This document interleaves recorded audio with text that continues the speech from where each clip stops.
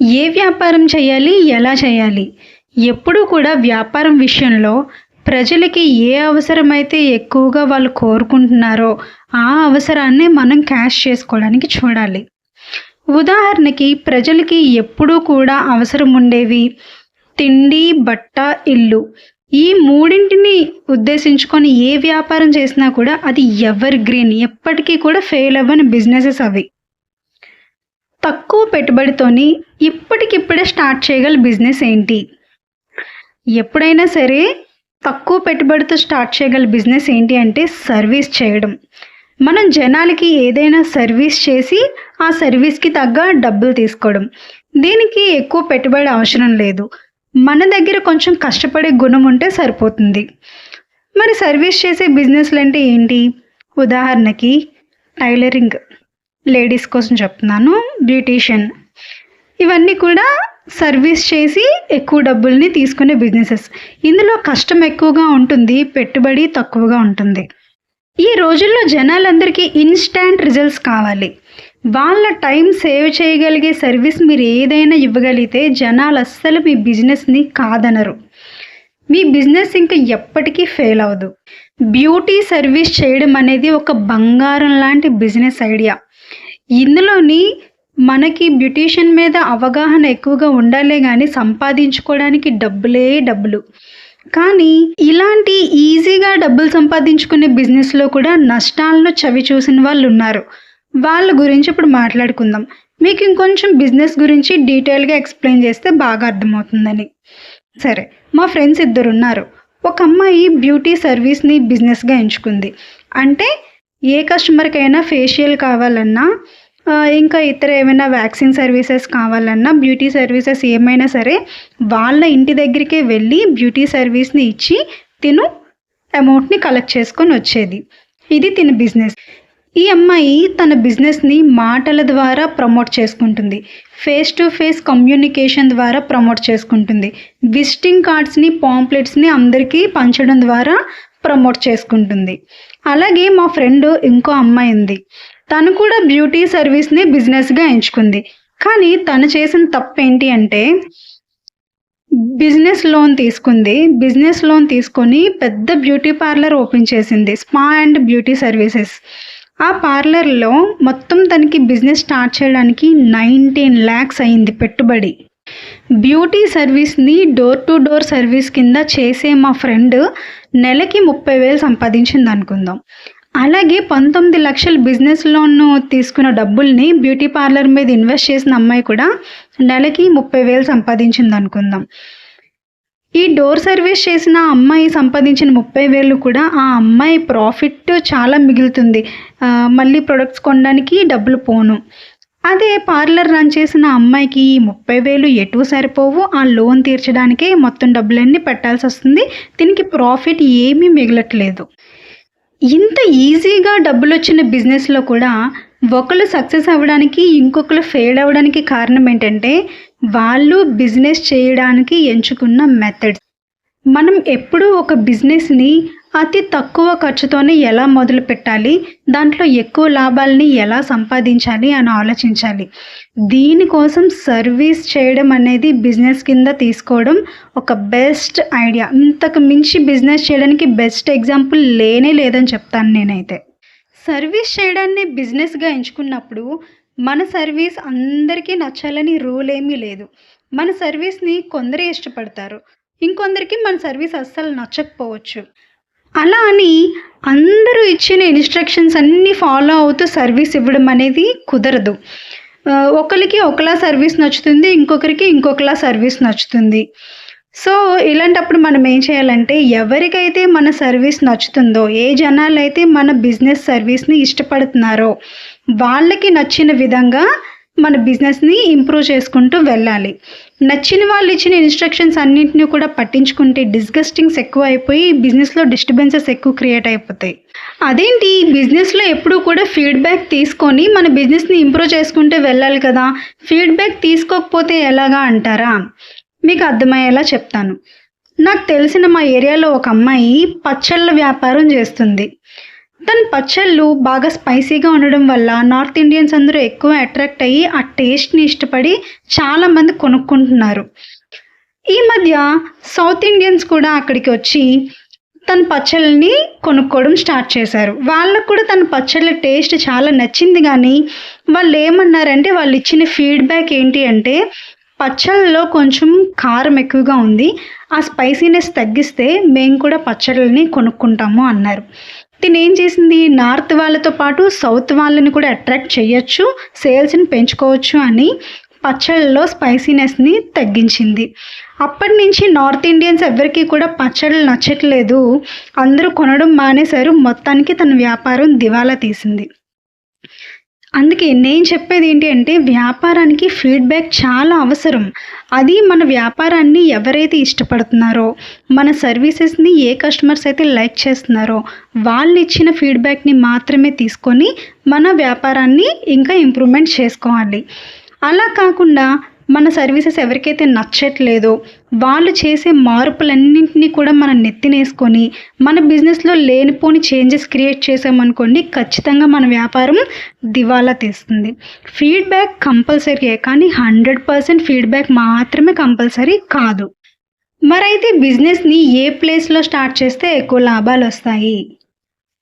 ఎప్పుడూ కూడా మనమున్న ప్రదేశంలో, ఫస్ట్ ఆఫ్ ఆల్ మనమున్న ఏరియాలో చుట్టూ ఉన్న ప్రజలకి ఏ అవసరం అయితే ఎక్కువగా ఉంది, వాళ్ళు ఏ సర్వీస్ని ఎక్కువగా కోరుకుంటున్నారో తెలుసుకొని దాన్ని బిజినెస్ కింద ఇవ్వడానికి ట్రై చేస్తే మంచిది. అప్పుడు మనకు కొంచెం సమయం కూడా ఆదా అవుతుంది, ఈజీగా వ్యాపారాన్ని చేసుకోవచ్చు. అలా కాకుండా నేను నా ప్యాషన్నే ఫాలో అవుతాను, నాకు నచ్చిన బిజినెస్ని మాత్రమే నేను చేస్తాను అనే లక్షణాలు మీకుంటే, మీరున్న ఏరియాలో మీరు అనుకుంటున్న బిజినెస్కి ఎక్కువ కాంపిటీషన్ ఉంటే అది మీరు బిజినెస్ చేయడానికి సరైన ప్రదేశం కాదు. కాంపిటీషన్ తక్కువగా ఉండి ఆ అవసరాన్ని ప్రజలు ఎవరైనా ఇస్తే బాగున్ను అని ఎక్కడైతే ఫీల్ అవుతున్నారో అలాంటి చోటకి వెళ్ళి అలాంటి జనాలకి మీరు సర్వీస్ని ఇస్తే మీ బిజినెస్లో ఎక్కువ ప్రాఫిట్స్ అనేవి చూడొచ్చు.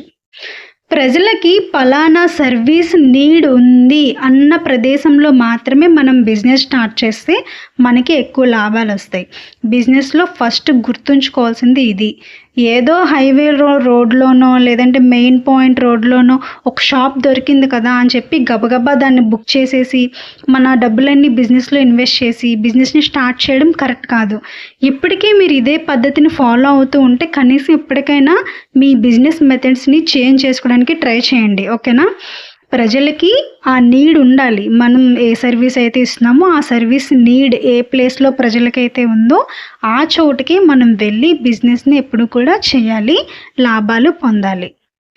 బిజినెస్లో ఎప్పుడూ కూడా కాంపిటీటర్స్ ఉంటారు.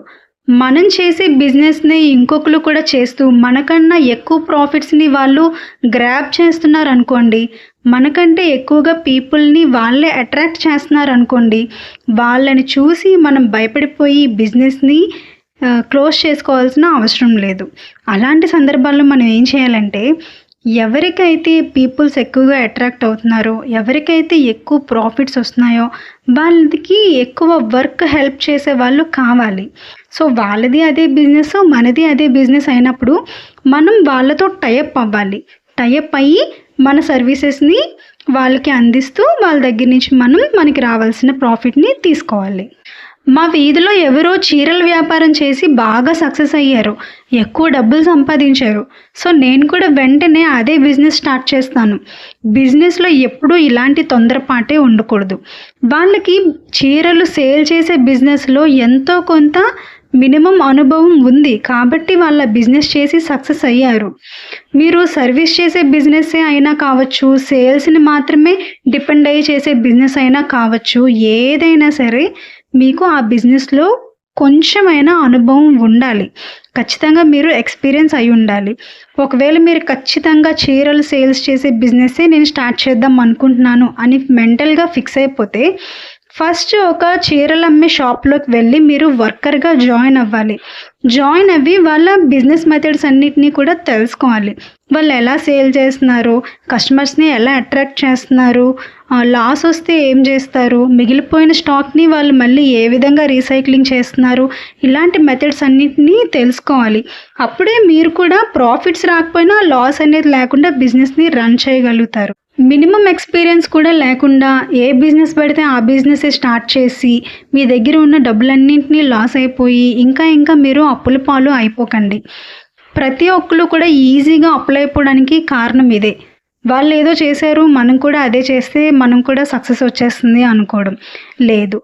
ఏదైనా సరే ఏ రంగంలో అయినా మనకంటూ కొంచెం ఎక్స్పీరియన్స్ ఉంటేనే, అనుభవం అనేది ఉంటేనే మనకి ఆ రంగంలో సక్సెస్ అనేది వస్తుంది. సరే, అయితే మా ఫ్యామిలీలో ఒకరు పలానా బిజినెస్ చేసి బాగా సక్సెస్ అయ్యారు. నేను వాళ్ళ గైడెన్స్ తీసుకొని సేమ్ అలాంటి బిజినెస్ రన్ చేసుకుంటాను.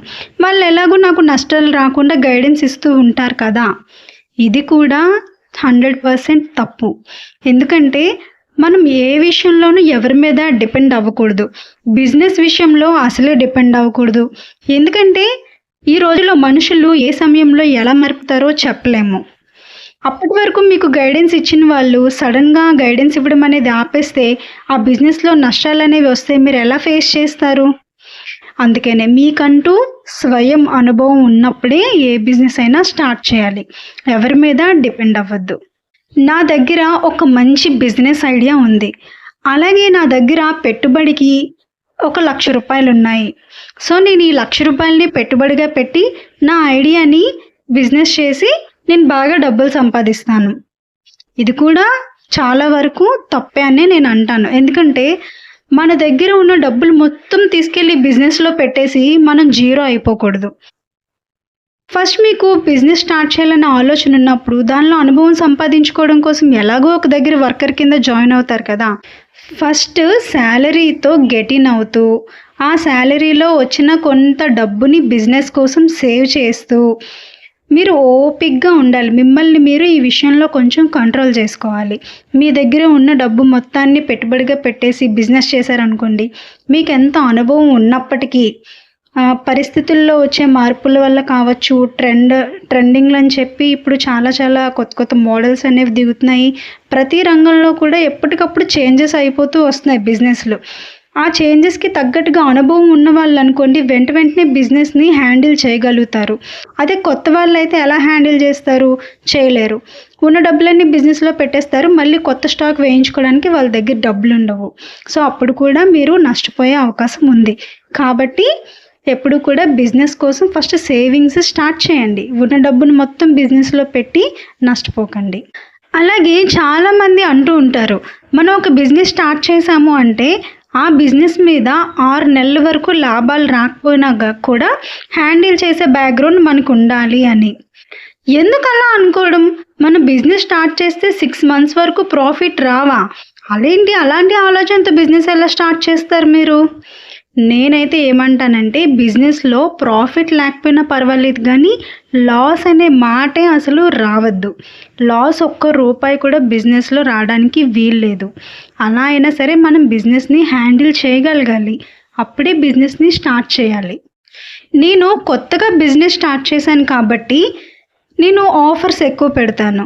ప్రజలకి వీలైనంత తక్కువ రేటుకి నేను నా బిజినెస్ సేవల్ని అందించడానికి ప్రయత్నిస్తాను. ఇలా కూడా అసలు ఆలోచించద్దు. మీరు ప్రజలకి తక్కువ రేట్లకి సర్వీస్ ఏమి ఇవ్వాల్సిన అవసరం లేదు. మీరు మంచి క్వాలిటీ సర్వీస్ని ప్రజలకి ఇవ్వగలిగితే చాలు.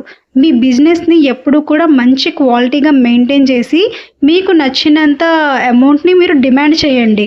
ప్రజలకి తక్కువకి ఇవ్వాలి అని చెప్పి మీరు మీ బిజినెస్లోని నాణ్యత లేని బిజినెస్ని చేసి ఉన్న కస్టమర్స్ని కూడా పోగొట్టుకోవడం కంటే ఇదే నయం. ఎక్కువ డబ్బులు డిమాండ్ చేస్తారని తెలిసినా కూడా ప్రజలు బ్రాండ్స్ వైపే ఎక్కువ మక్కువ చూపడానికి కారణం ఏంటి? బ్రాండ్స్ అనేవి ఎప్పుడు కూడా నాణ్యతని మెయింటైన్ చేస్తాయి. వాళ్ళ బిజినెస్‌లోని ఉన్న క్వాలిటీయే వాళ్ళని ఒక బ్రాండ్‌గా నిలబెట్టింది. మనం కూడా దీన్నే ఇన్స్పిరేషన్‌గా తీసుకోవాలి. ఎప్పుడు మన బిజినెస్‌లో క్వాలిటీ అనేది మిస్ అవ్వకూడదు. అప్పుడు మనం ఎంత అమౌంట్ డిమాండ్ చేస్తే అంత అమౌంట్ జనాలు ఆటోమేటిక్‌గా ఇస్తారు. జనాలకి కావాల్సింది తక్కువ రకమైన నాణ్యత లేని సేవలు కాదు. క్వాలిటీ ఉండే ఐటెమ్స్‌ని కొనుక్కోవడానికి జనాలు రూ. 1 ఎక్కువ పెట్టడానికి కూడా వెనకాడరు, ఆలోచించరు. ఇది మనం బాగా గుర్తుపెట్టుకోవాలి. మనం బిజినెస్ చేసేది డబ్బులు సంపాదించడం కోసం. సంపాదించాలి అన్నప్పుడు ఎలా ఆలోచించాలి? మనకి రూ. 1 ఎక్కువ ఏం చేస్తే వస్తుంది అని మాత్రమే మనం ఆలోచించాలి. అంతేగాని లేనిపోని ఆఫర్స్ అన్నీ క్రియేట్ చేసుకొని తక్కువ రేటుకే సేవలు ఇవ్వడం, తక్కువ రేటుకే ప్రొడక్ట్స్‌ని సేల్ చేయడం అనేది మంచి ఆలోచన కాదు. మీరు ప్రైస్‌ని డిమాండ్ చేయండి. అలాగే క్వాలిటీని కూడా మెయింటైన్ చేయండి. నాకున్న ఈ కొద్ది అవగాహనతో నేను చెప్పిన ఈ బిజినెస్ సూత్రాలు మీ మనసుకి హత్తుకునేలా ఉంటాయి అని నేను కాన్ఫిడెంట్‌గా నమ్ముతున్నాను. మీకు గనుక ఈ వీడియో నచ్చితే లైక్ చేయండి. ఇలాంటి మరిన్ని వీడియోస్ కోసం ఛానల్‌ని సబ్స్క్రైబ్ చేసి కొంచెం సపోర్ట్ చేయండి. అలాగే కామెంట్ చేయమని ఎన్నిసార్లు అడుగుతున్నా ఎవరు కామెంట్ చేయట్లేదు. నా వీడియోస్‌లో ఏమైనా మిస్టేక్స్ ఉంటే ప్లీజ్ దయచేసి కామెంట్ చేసి నాకు తెలియజేయండి. మళ్ళీ ఇంకో వీడియోతో కలుస్తాను. అంతవరకు సెలవు. నేను మీ ధనలక్ష్మి సైనింగ్ ఆఫ్.